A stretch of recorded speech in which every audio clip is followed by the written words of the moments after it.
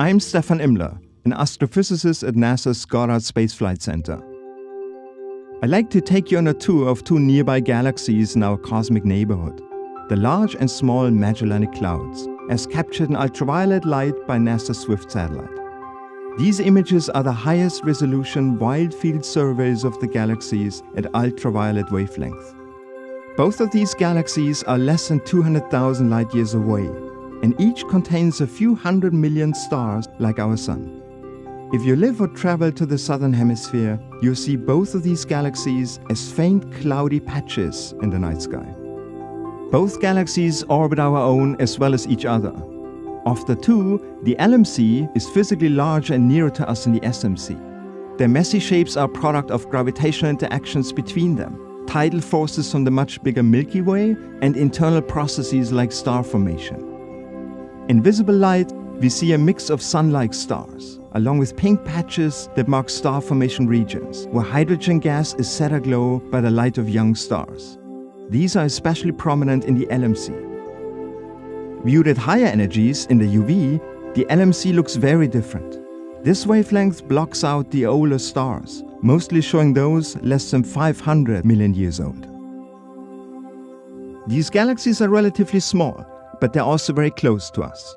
This means they appear much larger than the field of view of Swift's telescope, so we had to take many different observations and stitch them together. Swift had to image 172 separate fields in 2,200 short snapshots to take in the whole galaxy. The LMC's most striking feature is the dramatic Tarantula Nebula. This is the most active star factory in any of the dozens of galaxies in the local group, which includes the Milky Way and Andromeda.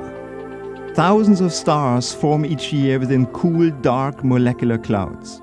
Once they start shining, they blow off their birth cloud with powerful outflows called stellar winds. These winds, in turn, sculpt the gases into the Tarantula Nebula's spider-like shape. One star here, named R136A1, is one of the most massive known, weighing more than 260 times the Sun. The LMC holds more than 1,000 star clusters formed during previous rounds of star formation. We mostly see hot, young, luminous stars, plus a few stars in exotic stages as they near stellar death. Wherever there are hot, young and massive stars, there are also supernovae.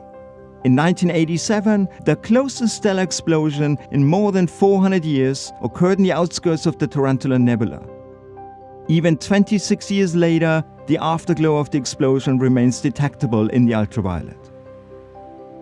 All told, the new Swift mosaics reveal about 1 million objects in the LMC and about 250,000 objects in the smaller, less massive and more distant SMC. For this mosaic of the SMC, Swift imaged about 50 fields and took 656 snapshots. One interesting feature is the massive young star cluster NGC 346. It contains the SMC's brightest star, HD 5980, a triple star system where all members are among the most luminous stars known. The intense light and strong outflows from these stars mold the surrounding gas into a shape resembling a cobweb. The Swift UV mosaics allow us to study the evolution of young stars in the LMC and SMC all in one view. That's impossible for us to do for our own galaxy, because we're inside it. The images give us a panoramic window into how stars are born, evolve and die across two complete galaxies. That gives us fresh insight into the many ways stars transform the universe into what we see around us today.